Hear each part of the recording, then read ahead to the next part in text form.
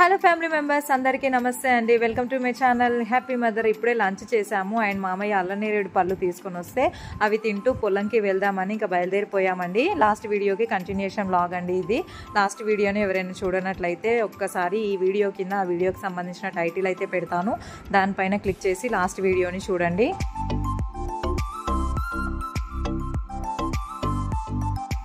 మా అమ్మమ్మ వాళ్ళ పొలంకి వెళ్ళే దారిలో ఇలా రైట్ సైడ్లో మాకు ఇలా బిర్యానీ ఆకు చెట్టు కనిపించిందండి. నేను అయితే ఫస్ట్ టైం అండి లైవ్లో చూడడం. మీలో ఇప్పటివరకు ఎవరైనా చూసారా అండి? మేము చదువుకునే రోజులలో ఎప్పుడైనా స్కూల్స్కి హాలిడేస్ వస్తే ఇలా పొలం నుండి మట్టి తీసుకొని వచ్చి వాటితో మట్టి బొమ్మలు చేసుకొని వాటితో ఆడుకునే వాళ్ళమండి.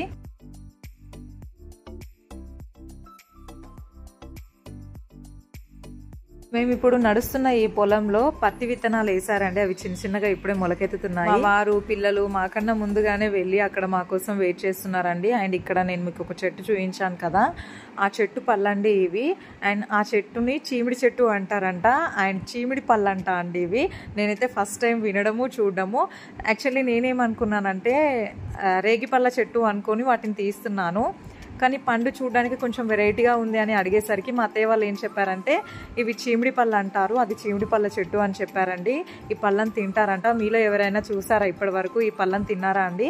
అండ్ అక్కడ చీమిడి పళ్ళ చెట్టు నుండి ఊడిపోయి ఒక పిట్టగూడు కింద పడిపోయింది. చిన్న పిట్టెలు పక్షులు వాటంతటా అవే సొంతంగా గూళ్ళు కట్టుకుంటాయండి. చిన్న చిన్నగా గడ్డి తీసుకొని వచ్చి ఇలా అందంగా ఎంత చక్కగా గూడు కట్టుకుంటాయో కదా. మనుషులకైనా పక్షులకైనా అవి ఉంటున్న గూడు అనేది చాలా ఇంపార్టెంట్ కదా అండి. వర్షం పడడం వల్లనో గాలులు రావడం వల్లనో వాటి గూడు ఇలా కింద పడిపోతే వాటికి చాలా కష్టంగానే ఉంటుంది. ఆ గూడు కట్టుకోవడానికి ఆ పక్షులు ఎంత కష్టపడి ఉంటాయో కదా అండి.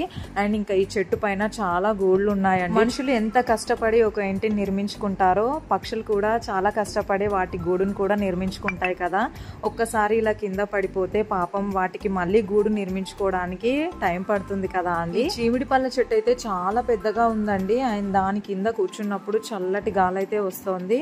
అందరం ఒక 5 to 10 minutes ఆ చెట్టు కిందనే కూర్చున్నాము.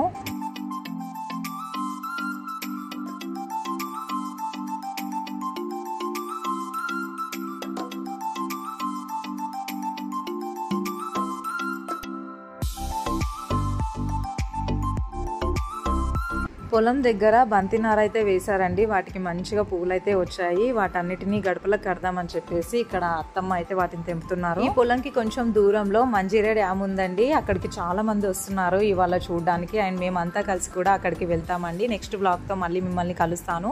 వీడియో చూసిన వాళ్ళందరికీ థ్యాంక్ యూ సో మచ్ అండి. ఉంటాను.